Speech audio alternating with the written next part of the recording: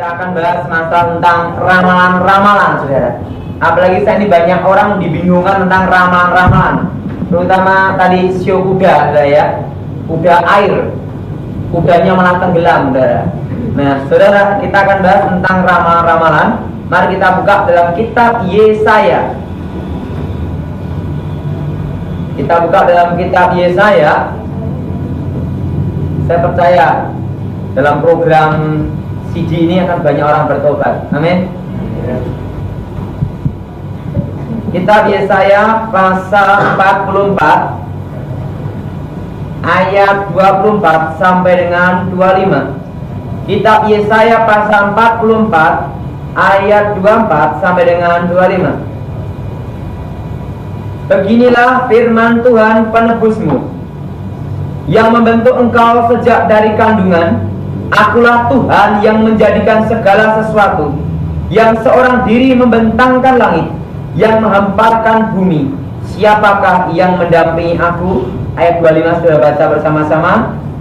Akulah yang meniadakan tanda-tanda peramal pembohong dan mempermain-mainkan tukang tunang tenung, yang membuat orang-orang bijaksana mundur ke belakang dan membalikkan pengetahuan mereka menjadi kebodohan. Yang jadi pertanyaan, kenapa Alkitab berkata peramal-peramal pembohong? Amin, ya? Meniadakan tanda-tanda peramal pembohong yang membuat pengetahuan menjadi kebodohan, ya? Nah, saudara, sebelum saya menjelaskan, ini saya ada cerita. Ini kisah nyata. Ini waktu itu sama guru, ini saudara seperguruan saya udah bertobat, saudara ya. Ngomong gini, guru, ada apa? Setiap sio beda-beda, berarti untung sialnya beda-beda suhu. Betul, setiap sio beda-beda, apalagi jamnya beda-beda, untung sialnya beda-beda. Betul, saudara. Hari kerennya beda-beda, weton stupai ngerebuk lagi, weton stupai, weton rebu lagi, berarti untung siangnya beda-beda su. Nah, benar muridku. Nah, saya mau tanya guru, ada apa? 200 orang naik pesawat, ketubruk mati semua. Bagaimana ya untung? Guru ngomong apa, Dara? Nasib. Terus saya ngomong gini, tak beritahu muridku, mereka percaya enggak apa-apa, tapi kita enggak usah. Jadi yang geblek itu yang pasiennya yang percaya. Nah, saudara, sebenarnya Alkitab peramal-peramal pembohong itu betul. Nah, itu ada 4 teknik di dalam meramal. Itu ada caranya. Yang tidak bisa diramal itu hanya orang Kristen yang percaya Yesus sungguh-sungguh. Ini disebut kontak batin. Manusia terdiri tubuh, jiwa, dan roh. Nah, manusia dari tubuh, jiwa, dan roh. Kalau seorang itu belum bertobat, belum percaya Yesus sungguh-sungguh, itu secara alam roh itu telanjang bulat. Telanjang bulat, sudah. Tapi kalau orang Kristen yang percaya Tuhan Yesus sungguh-sungguh, itu ada jubah warnanya putih mengkilap, tembus padang transparan. Kalau dalam buku saya Dunia Roh tertulis, yaitu jubah kebenaran. Itu kitab Yesaya pasal 61 ada, saudara, tentang jubah kebenaran. Nah, saudara kasih Tuhan, orang yang belum percaya Tuhan Yesus sungguh-sungguh, itu telanjang bulat. Itu rohnya bisa dikontak, bisa ditanyai. Walaupun orangnya belum ngomong, orangnya belum berbicara, tapi rohnya bisa ditanyai. Tahu maksud saya, saudara? Jadi misalnya dukun ngomong RT ini kamu kesini butuh ini, dan masa lalunya orang tersebut bisa tahu. Kenapa? Roh manusianya ditanyai. Itu disebut kontak batin, hati menembus jiwa, jiwa menembus hati. Ini disebut kekuatan indera keenam. Penyatuan 5 indera di satu titik, yaitu sukma, menembus dimensi, menembus tanya roh manusia. Nah, itu namanya kontak batin yang sering disebut ilmu terawang atau sorot, saudara. Nah, tahu maksud saya, saudara? Nah, tanya gini-gini, lu kok saya tahu, Mbak? Biasanya dukun akan pasang action dulu yang ini. Kenapa pasang action ini dulu? Supaya pasiennya percaya dukunnya hebat, itu, saudara. Padahal dukunnya sendiri pun juga goblok, saudara. Belum tentu dukun matematika bisa, termasuk saya, perkalian dari saya. Dulu sebelum bertobat, saya tuh dari perkalian gara-gara apa? Saya tuh bertobat tuh ngambil guru-guru SMP aja, tak gini kan, set, jawaban langsung di sini. Gara-gara suka ngambil pikiran orang, sampai sekarang tidak bisa perkalian. Jadi sampai sekarang, nah, dulu kerjaan saya seperti itu. Nah, kemarin saya di Seragen, tempat saya sekolah, guru SMP saya ngomong apa? Tom, kamu mau demo lagi di sini? Oh, enggak, sudah bertobat. Yang benar kamu bertobat, gitu dah. Benar semua bertobat. Ada yang lain lagi. Tom, ini ada nomor Singapura sama Tokyo, nomornya berapa? Gitu dah. Parah ini. Nah, itu ditanyai rohnya. Namamu ini alamat di sini, ini pasang action dulu. Supaya apa ya? Pasiennya percaya. Dan setiap dukun yang punya magic pasti akan pasang action itu. Nah, yang perlu sudah tahu, setan tidak tahu hati dan pikiran manusia, terutama keputusannya. Kadang rohnya ditanyai juga tidak mau ngomong. Ingat, setan tidak tahu hati dan pikiran manusia, terutama adalah mengambil adalah keputusan. Tidak tahu. Kalau ditanya itu, tanya masa lalu kok. Tapi untuk mengambil keputusan, tidak bisa ditanya. Ini model yang pertama. Nah, nanti saya beritahu kutukannya apa. Orang yang dikontak batin akan terkena kutukan pertama, rumah tangga sering akan terjadi percekcokan. Rumah tangga sering terjadi rumah tangga percekcokan. Dan yang kedua,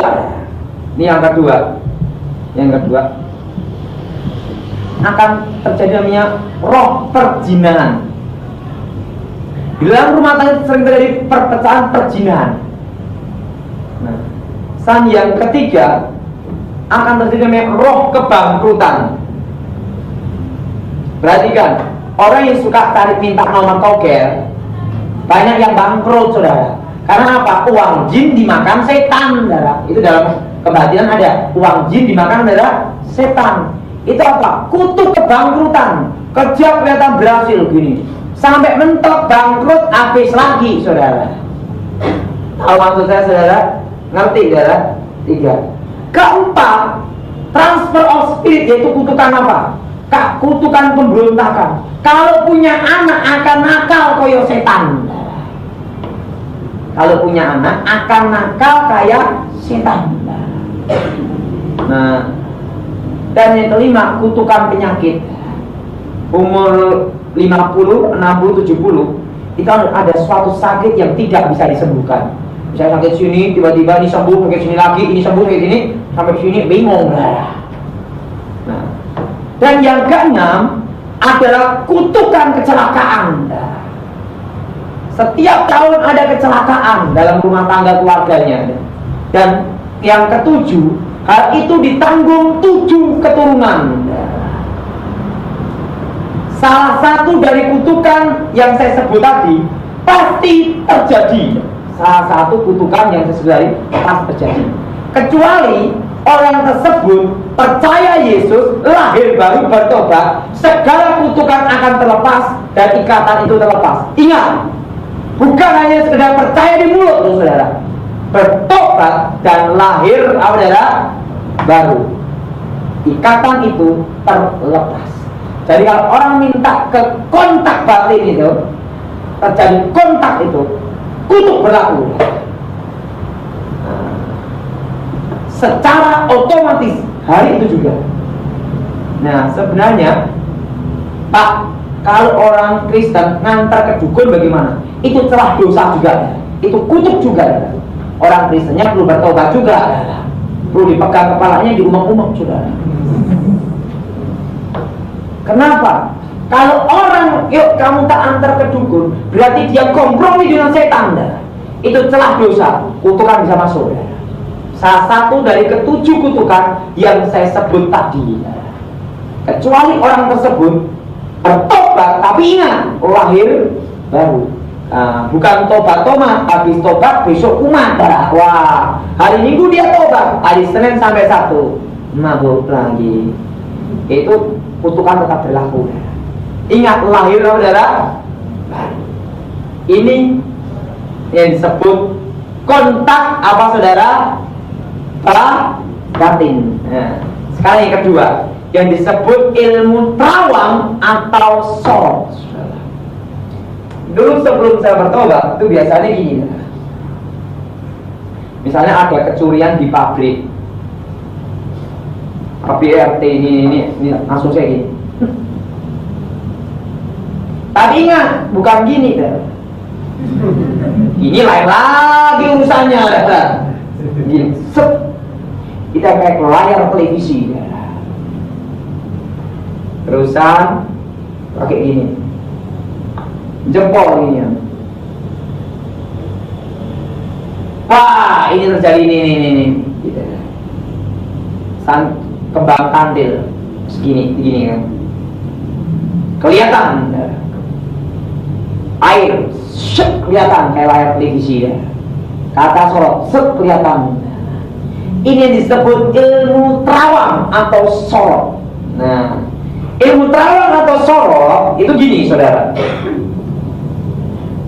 Di alam roh itu ada namanya itu rekaman. Tapi ingat, bukan video shooting loh. Ingat, bukan video shooting. Kalau di alam nyata ada video shooting ini. Di alam roh, apa yang diperbuat manusia, dosa-dosa yang diperbuat, pencurian lainnya, itu direkam ya.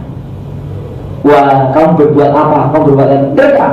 Misal ada kecurian di Jalan Panglima Sudirman, itu kelihatan dan pas kelihatan dan wah, kamu nyuri ini. Nah, ini kelihatan dan cari pencurian ini kemana? Lari kemana?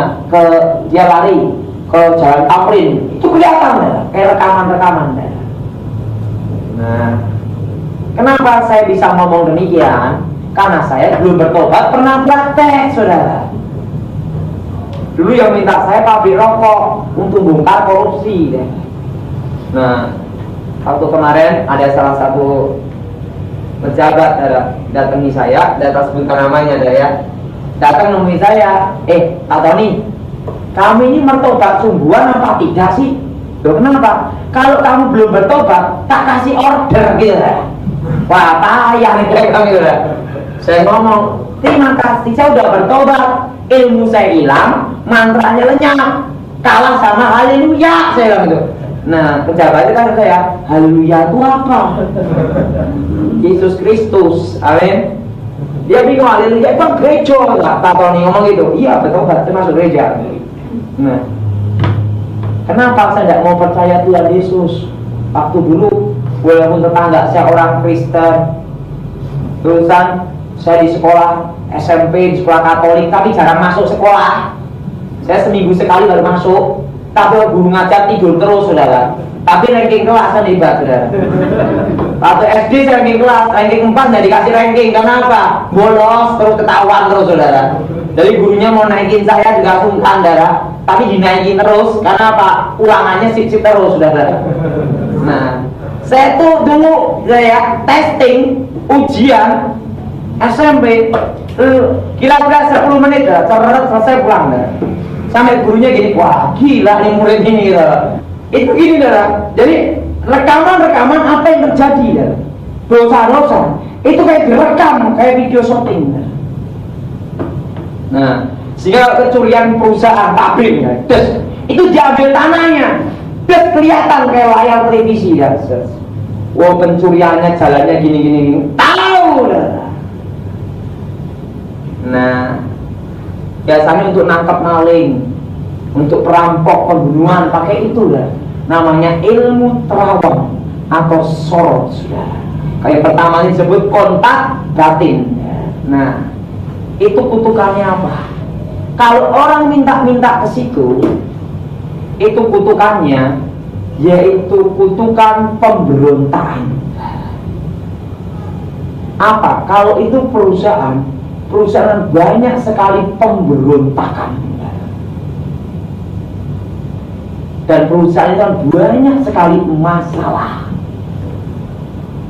Jadi buru-buru banyak yang berontak, pegawai berontak. Kalau itu rumah tangga, anak-anak akan berontak ke orang tua, istri-istri akan berontak ke suami. Karena apa? Itu kutukannya, saudara. Kutukan adalah pemberontakan. Dan yang kedua, kutuk alam kubur. Di dalam kebatinan itu ada juga namanya alam kubur. Kutuk alam kubur. Kutuk alam kubur itu apa? Setiap tahun ada kematian. Kalau itu pabrik, dulunya ada yang mati. Kalau itu keluarga, banyak keluarganya setiap tahun ada yang mati. Habis mati ini. Itu disebut kutukan maut, sudah. Kutuk alam kubur. Kalau orang minta ilmu apa adalah terawang. Nah, kedua. Dan yang ketiga ini saya, itu adalah kutukan hilangnya arti hidup. Yaitu apa? Dia akan seperti ini ya. Saya sebut kutukan hilang arti hidup apa? Dia akan mengalami susah tidur. Kalau malam dia melek terus, siang ngorok terus, tidur terus. Itu kutukan, saudara. Orang bisa beli tempat tidur, tapi orang belum tentu bisa beli tidur. Betul ya? Itu ada kutukannya. Namanya apa? Kutukan hilang. Kalau dalam bahasa Arab, hilangnya atine jati diri. Hilangnya jati dirinya. Hilang jati dirinya, kehilangan dirinya sendiri, pribadinya. Nah, kan ilmu itu ada yang namanya kasukman, kasunyatan, kamulyan, kasampurnan.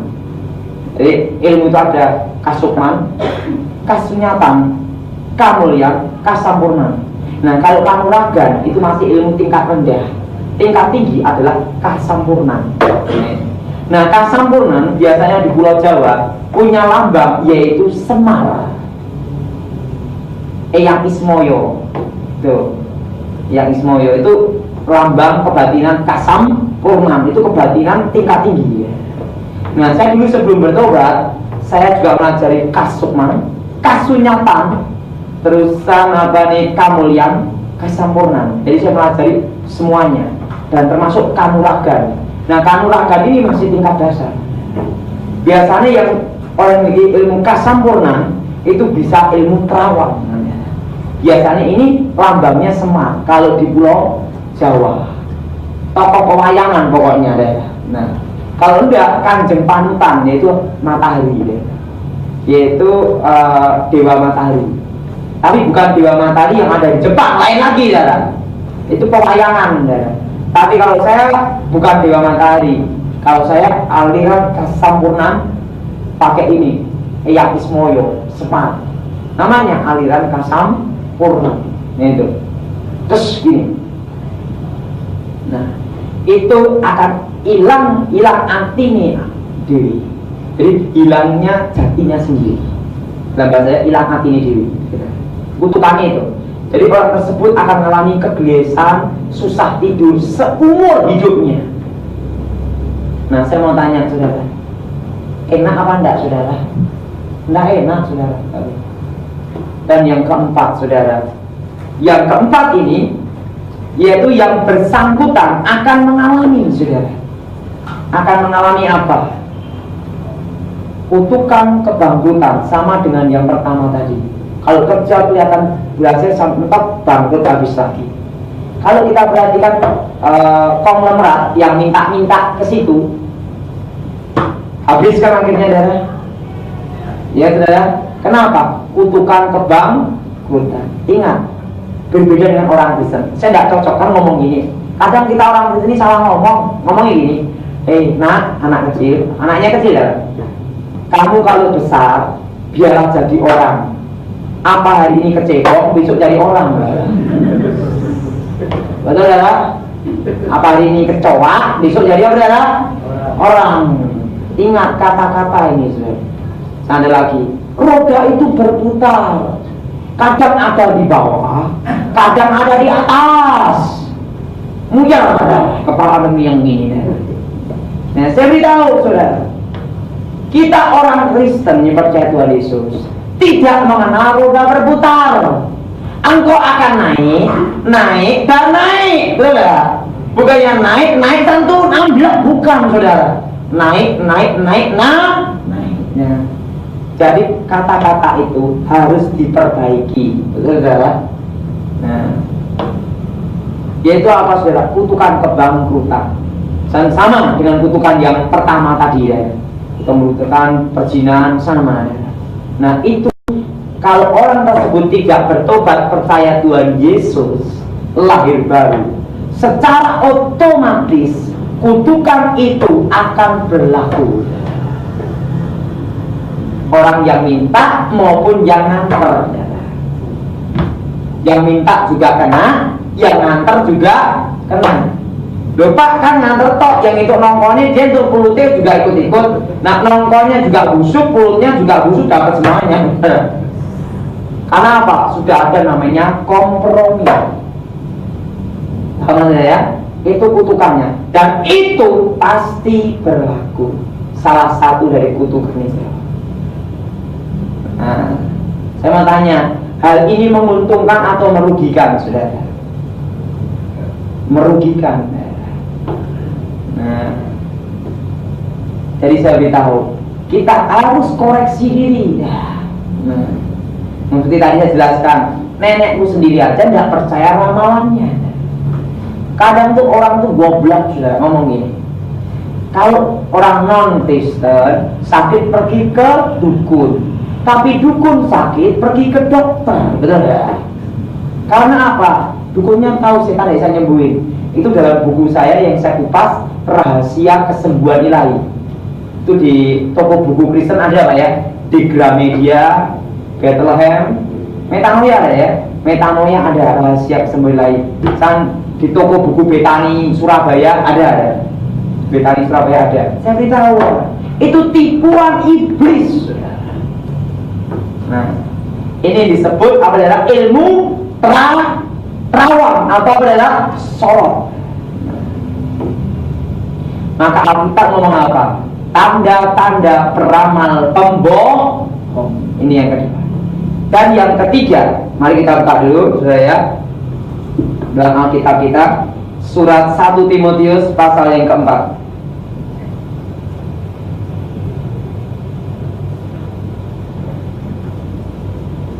Surat 1 Timotius pasal yang keempat, ayat yang 6 sampai dengan ke-7. Bagaimana Alkitab memperingatkan kita. Surat 1 Timotius pasal 4 ayat 6 sampai dengan ke-7.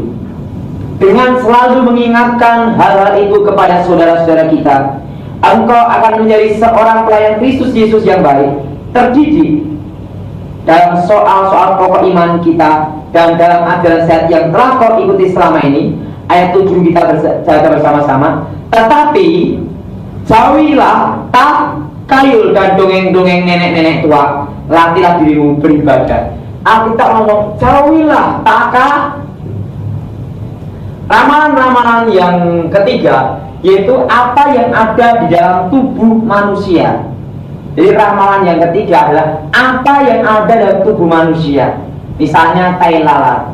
Kalau tai lalat bagian sini, ini seperti punya saya nih ya, itu tipe setia. Tapi kalau tai lalat bagian sini, itu tipe selingkuh. Tapi ingat, hidup kita bukan tergantung di tai lalat. Walaupun telat di sini mentol gak ada masalah. Amin. Dan kalau tai lalat bagian gon bibir sini ya, sini atau sini itu tipe cerewet. Nah, tapi kalau tai lalat bagian sini itu tipe tidak setia. Nah, sekarang ada dua, ini juga. Sampai orang itu katanya telat untuk anak hoki. Sampai orang ganti tai lalat tuh saudara, goblok itu saudara. Hidup kita bukan tergantung di tai lalat, hidup kita ada di tangan Tuhan. Nanti kalau kuping gajah itu hoki, saya kupingnya gajah bangkrut ya oke saudara. Kita tidak boleh percaya, apalagi kalau tipe kepala seperti kayak kepala saya itu lonjong gini nih. Itu tipe sial. Buktinya saya malah hoki, diberkati terus. Nah, saudara, dari itu semua tipuan. Sebenarnya yang goblok itu pastinya ada dukunnya. Dua-duanya juga goblok, saudara. Ada juga gini, saudara. Ada lagi, saudara ya. Kalau punya, kakek saya kan guru ya. Hati-hati toh, kalau ada perempuan atau laki-laki yang gini. MA merongos ajak. Hati-hati ton, ngomong gitu kakekku. Enak apa tau kayak gini? Itu suka adu domba. Ngono darah. Tapi kalau kamu menghadapi seorang yang hidungnya gini ya, betek gini ton. Hati-hati ton. Ada apa? Itu tipe pengkhianat kaya Durno. Gitu lah. Dan hati-hati kalau wajah kotak bentuk gini, terus kotak gini lah ya. Itu kakek saya ngomong, hati-hati ton. Ada apa kek? Wah itu ada musuh dan selimut. Ngomong gitu lah. Sing tipe kotak sama bulat, yo sing bulat sing pengkhianat ya banyak ada. Nah itu sebenarnya ada takayul. Kalau seseorang itu mempercayainya, setan itu akan melakukannya. Dan orang tersebut akan kena namanya kutuk. Kutuknya bagaimana? Kutuk sama dengan yang pertama dan kedua. Kalau yang kedua ini tambah lagi kutuknya lebih parah ya. Itu kutukan perpecahan, perjinahan, kebangkrutan, penyakit, kutukan maut. Itu akan terjadi ya. Kalau orang tersebut mempercayainya, bahkan sampai jalannya pun juga dilihat lah. Misalnya jalannya gini, wah hati-hati jalannya gini, wah ada apa kek? Waduh, perempuan kayak gini seperti godol sama orang lain, gitu lah. Tapi kalau laki-laki jalannya gini, wah mencolok sana mencolok sini, hati-hati tuh, sampai jalannya diperhatikan lah. Hati-hati ton, ada apa kek? Wah gini. Itu orangnya suka berkelahi gitu ya. Nah ada juga ramalan tentang kalau orang suka makan depan pintu itu berat jodoh ya kan ya. Nah satu kali saya pernah melayani sudah. Satu saya di Surabaya habis khotbah di gereja saya. Nah betul datang seorang ngomong, Pak tolong dilayani anak saya itu Pak, berat jodohnya karena dia makannya di depan pintu gitu. Oh, saya ngomong gini, Bu, saya udah bertobat, itu ramalan tidak boleh dipercayai. Pokoknya Bapak datang ngomong gitu lah. Ya, saya datang ke Sidoarjo. Oh, mana anaknya? Tak lihat udah. Perempuan beratnya 1 kintal. Nggak usah diramal, mesti penuh. Jalannya gitu.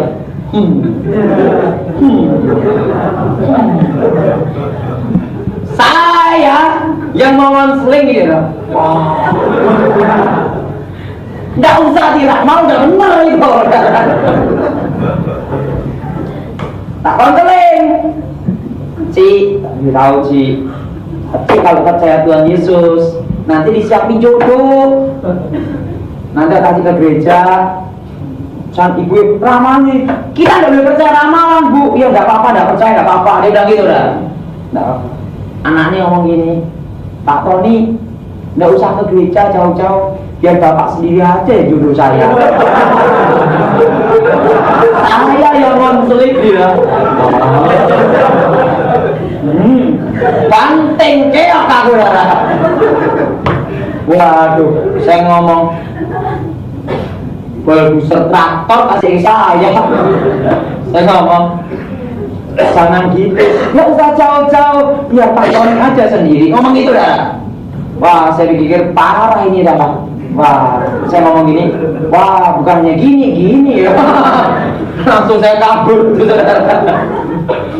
Wah, saudara, itu tidak ada pengaruh. Tulisan ramalan bintang, ya, itu tidak boleh kita percayai. Kalau seseorang itu mempercayai, kutukan itu secara otomatis akan berlaku. Tahu ya? Secara otomatis kutukan itu akan berlaku kalau seseorang itu mempercayainya. Ada juga macam-macam, saudara. Rambut pun juga dilihat, saudara. Rambut misalnya, rambut keriting sifatnya bagaimana gitu, saudara. Enggak benar. Jadi ingat, hidup kita bukan tergantung di mata dan tai lalat maupun telinga atau bentuk jalan, bahkan kaki bareng tangan juga, saudara. Ingat, saudara, hidup kita ini berharga di mata Tuhan. Amin. Kita adalah biji mata Allah. Tidak ada pengaruh tembok di sini atau tembok di sini, lewat di sini atau di sini, tidak ada pengaruh. Karena hidup kita ada di tangan Tuhan. Kalau seseorang itu mempercayainya, dia akan kena kutukan apa yang saya sebut di atas tadi. Perjinahan, pemberontakan rumah tangga, terjadi perpecahan. Kenapa? Karena upah dosa adalah maut. Iya. Upah dosa adalah maut. Tapi kasih karunia Allah dalam Yesus Kristus adalah keselamatan abadi, untuk memberikan saudara damai sejahtera, hari depan yang penuh pengharapan. Amin. Jadi saya katakan, boleh nggak orang Kristen percaya demikian? Tidak boleh, karena Alkitab sudah ngomong apa? Peramal apa, saudara? Pembohong. Ini yang ketiga. Sekarang yang keempat, yaitu dengan tanda-tanda alam. Boleh tidak orang bisa percaya ramalan tentang tangan raja, saudara? Tidak boleh. Itu adalah kutub. Kalau seseorang itu mempercayai, kutukan itu akan berlaku secara otomatis, kecuali dia bertobat, percaya Yesus lahir baru lepas. Nah, dan saudara, sekarang yang keempat, yaitu apa? Tentang tanda-tanda alam. Misalnya gini, kalau burung gagak wah, langsung kakek nenek saya ngomong, ada orang mati di sana. Yang jadi pertanyaan, kalau orangnya pelihara burung gagak, kalau setiap hari, apa mati hidup? Itu tidak boleh kita percayai. Itu kutuk, saudara. Betul, saudara? Kalau kedua, burung penjatir.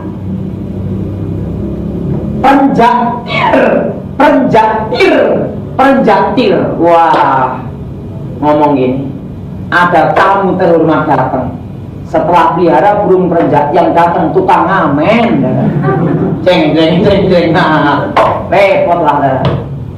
Ingat, itu tidak boleh kita percayai. Kalau orang itu mempercayai, itu adalah konsep. Suhunya dukunnya sendiri tidak percaya akan ramalannya sendiri. Oh nenek, saya ramalan ini saya ngomong gini, loh nek, kamu berarti tahu dong nek, setiap jam akan terjadi apa? Gitu lah. Kan banyak pasien mbak ramal kayak kartu ini nek. Iya. Dan nenek tidak ada tamu juga ngeramal juga, pakai nenek tahu dong masa akan datang setiap 1 jam. Nggak gitu lah. Nenek saya ngomong apa? Saya ngedan kan saya percaya ngomong lah. Jadi nenek saya tukang ramal ini tidak percaya. Sing gila yang mana, saudara? Nah, pasien ini yang gebelak, saudara. Nah, Ada juga ada ya, nanti selain burung gagak ada juga. Oke, aneh-aneh sudah. Ada yang namanya cicak. Cek gitu ya. Wah, atau tokek itu. Cicak jatuh. Wah, kecurian lah. Wah. Ingat saudara, kalau seseorang itu mempercayainya, kutukan kebangkrutan, kutukan perpecahan, itu kutukan pemberontakan, kutukan perzinahan, kutukan-kutukan yang saya sebut di atas tadi, secara otomatis akan berlaku. Akan apa saudara? Berlaku. Ada macam-macam tentang tanda-tanda daya. Nanti apa nih? Kalau misalnya siul, malam-malam tidak boleh.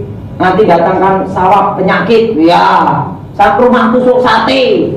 Sebenarnya rumah tusuk sate, Hong Shui misalnya rumah tusuk sate, itu sebenarnya kalau rumah tusuk sate itu repotnya apa? Kalau mobilnya belum nabrak duluan ke situ. Dan yang kedua, angin itu saudara, itu bisa kotoran itu saudara, nampung gini kan saudara, tusuk sate. Sehingga banyak kotoran penyakit virus yang itu darah. Kalau rumahnya gini kan otomatis kan nggak kena darah. Tapi yang gini kan kena gini saudara, nggak ada pengaruh. Nah, saya ada cerita ini. Saya cerita ini tak masukkan dari buku saya itu ya Pak ya. Begini. Satu kali aku tuh punya tanah kira-kira 500 meter persegi ya. 500 meter persegi. Mau saya bangun untuk gudang, untuk tempat kerja. Belum tak bangun, tanah saya dikeduk orang, diambil orang kampung. Pada waktu diambil orang kampung, saya bingung, loh kok diambil gimana? Jadi tanahnya diambil untuk ngasih jalan dulu ya.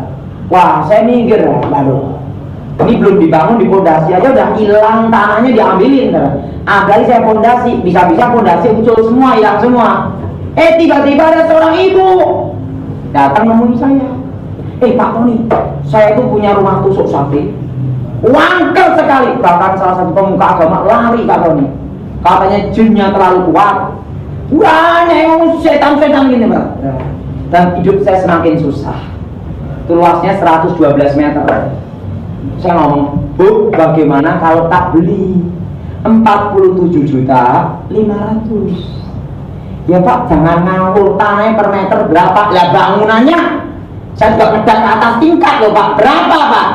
Ya, saya orangnya suka bercanda. Terserah kamu, daripada kamu ketekak setan. Dipikir itu dah. Lalu saya bercanda. 1 minggu kemudian datang ke rumah saya. Oke lah Pak Tony, tak kasihin aja 47.500.000. Tak beli dah. Saya datang ke rumah itu setengah jadi. Wah, bangunan aja terus saya ngomong, ini 50-70-an Ton. Tadi kamu tanahnya gratis Ton. Nah, 1 minggu kemudian ditawar, saya minta 100 juta. Ditanya ibu tuh, loh kok cepat menaik? Harga setan kabelnya lebih mahal. Kita orang Kristen percaya Yesus, karena itu setan kabul, amin ya. Dia bukan orang Kristen sih, kita orang Kristen, amin ya. Wah, teman saya ngomong, Ton sendiri, yuk kita bisnis, kita join. Apa? Bisnis rumah angka. Cuannya lebih gede, dia bilang gitu. Separuh sendiri, dia bilang gitu. Wah, kuasa Tuhan gak boleh untuk bisnis. Ingat ya, rumah tusuk sate, rumah apa itu tidak ada pengaruh dalam hidup kita. Karena hidup kita ada di tangan Tuhan. Kalau model kuburan ini, kuburan itu tidak ada pengaruh. Itu tipuan setan. Alkitab berkata, perama pembohong. Kalau seseorang sebenarnya itu Hong Shui apa itu ada kutukannya, ada kan gini, itu disebut sani ya. Sani dalam roh yang disebut kutukan alam roh. Itu biasanya memakai 5 unsur alam dan ada 4 penjuru ya. Dan kalau itu sani diterapkan, kutukan itu roh itu masuk ke situ ya. Yang jadi pertanyaan, kalau yang bersangkutan bertobat, rumahnya berada di bawah Hong Shui, bagaimana? Kalau kita percaya Yesus, tidak perlu rumah dirubuhin, tidak perlu. Kita doa dalam nama Yesus, ditangking ke roh-roh jahatnya, diolesi minyak urapan habis perkara, harga jadi mahal.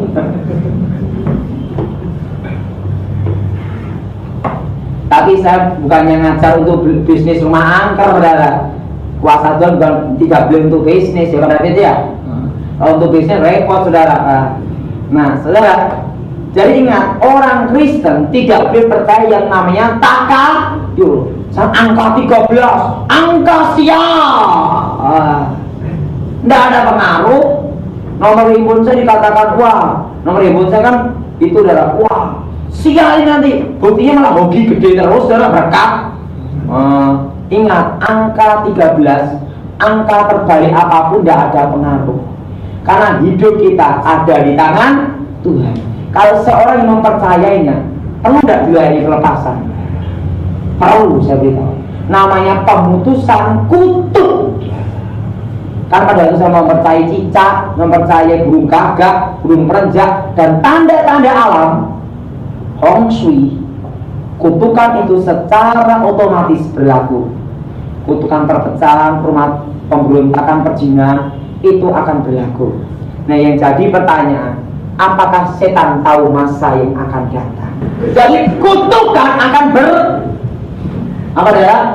laku.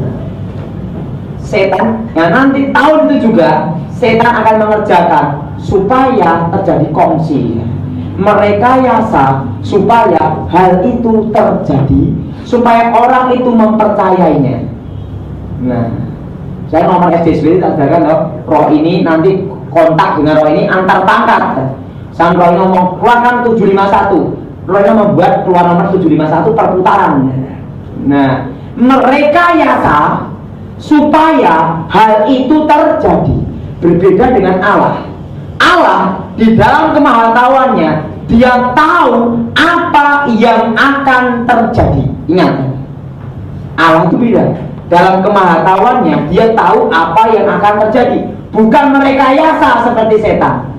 Nah, tapi setan, ingat, ramalan tentang tahun sio kuda air terjadi tidak? Nanti paranormalnya ngomong apa? Oh, kan masih ada ularnya, dan berdebat. Kenapa? Cari sensasi membenarkan diri, padahal udah tahu betul-betul keliru. Kuda air banyak hoki, banyak keberuntungan. Saking banyak hoki, banjir datang semua habis, saudara. Buktinya apa? Ramalan tentang Noto Negoro. Itu noset total. No Soekarno, to Soeharto, negara dikira Tri Sutrisno, noset jadi Habibie. Kalau ketiga, keempat noset jadi Gus Dur, yang kelima noset jadi Megawati. Ramalan Noto Negoro gagal total, tapi paranormalnya pandai berkelit. Sekarang buat istilah Satrio Paningit. Karena apa? Sudah bingung. Pak, bagaimana tentang ramalan zaman Edan? Ronggo Warsito, orang Edan, orang Keduman. Betul, saudara? Saya beritahu, sebelum Ronggo Warsito ngomong demikian, Alkitab sudah mengatakan bahwa di akhir zaman kasih akan tawar, banyak kejahatan, banyak orang akan murtad, tapi orang yang bertahan sampai kesudahan akan mendapat mahkota. Yang merasakan zaman Edan itu bukan hanya di Indonesia, seluruh dunia. Amerika juga edan-edan masalah seks bebas. Nah, saya beritahu, itu setan menjiplak apa yang ada di Alkitab untuk diputar balikkan, untuk disesatkan. Ingat, apakah setan tahu Alkitab? Tahu. Tapi untuk diputar balikkan. Apakah setan percaya Yesus? Percaya, tapi tidak bertobat. Itu ramalan zaman Edan itu, itu menjiplak apa yang di Alkitab, itu setan. Boleh tidak orang Kristen mempercayai? Tidak boleh. Pada waktu seseorang itu mempercayainya, itu adalah apa, saudara? Kutuk. Nah, jelas saudara, sudah 1 jam ini ya. Jadi saudara, dengarkan firman Tuhan. Ingat, orang percaya tidak boleh percaya apa saudara? Ramalan. Ingat, contohnya apa? Ini sebelum saya akhiri ya. Tahun 99, bulan 9, tanggal 9, terjadi tidak saudara? Tidak terjadi. Karena apa? Setan tidak tahu masa yang akan datang, tapi punya sifat siapa tahu benar. 50% benar, 50% salah. Kalau setan tahu masa akan datang, dukun tidak akan bingung cari duit. Buktinya dukunnya cari duit bingung-bingung, betul ya? Nah, kenapa saya ngomong demikian? Tipuan-tipuan itu karena nenekku itu dukun, misalnya pasang susu 6, yang dipasang 1, yang 6, yang 5 dijual. Loh kok bisa tahu Pak Tony? Yang nganterin jual juga saya.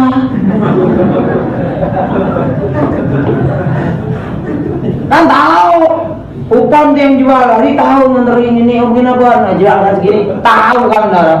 Lu ngomong apa tahu. Nah, kalau kakek saya memang aliran putih, dia tidak mau bohong. Magic, ting hilang-hilang.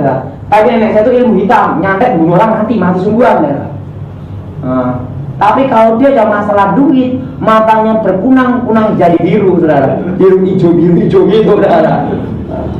Saya beritahu, kita orang Kristen tidak boleh percaya ram. Kalau orang itu mempercayainya, itu adalah kutuk. Nah, setan itu penipu, dia pembinasa. Tapi Yesus memberikan damai dan sejahtera. Saudara renungkan firman Tuhan. Jadi tergenapi ya Alkitab, tergenapi peramal-peramal pembohong. Nah, contohnya siapa? Nenekku sendiri. Tapi nenekku udah mati, tidak ada masalah. Udah meninggal dipanggil Tuhan, tidak ada masalah. Repot ya. Kakekku orangnya baik, masuk neraka karena tidak percaya Yesus. Nenekku yang tukang santet bunuhin banyak orang, sebelum mati terima Yesus, mati masuk surga. Haleluya. Jadi saya beritahu, keselamatan itu adalah anugerah, itu memang betul. Jadi orang bertobat itu bukan hasil usaha kita, tapi pada zaman Roh Kudus kita hanya sebagai alat. Dan renungkannya, damai diberikan Tuhan itu damai untuk selama-lamanya. Amin.